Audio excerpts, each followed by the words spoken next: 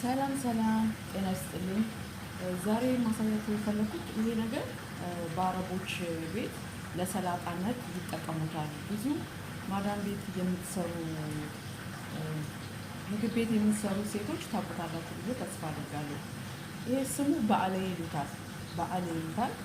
በአማርኛ ምን እንደሆነ አላውቅም። ይሄ ነገር በጣም አሪፍ ነው። ማዲያት ላለባችሁ፣ ማዳም ኩሽና ውስጥ ሆናችሁ ማዲያት ላስቸገራችሁ በጣም ምርጥ መላ ነው። ተጠቀሙት። ታውቁታላችሁ መቼም ሰላጣ ስትሰሩ ይሄ ከአረብ ፍሪጅ ውስጥ የማይጠፋ ቅጠል ነው።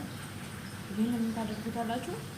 ይሄንን ቅጥቅጥ ታረጉትና ትወቅጡታላችሁ። ከወቀጣችሁት በኋላ ማዲያቱ ያለበት ቦታ ላይ ትቀቡታላችሁ ማለት ነው። ግን አንድ ቀን ብቻ አይደለም። በአንድ ቀን ውጤት ይመጣል ማለት አይደለም። በተደጋጋሚ እንትን እያደረጋችሁ ተጠቀሙት። ውጤቱን ታዩታላችሁ። አስተያየት ጻፉልኝ። አመሰግናለሁ።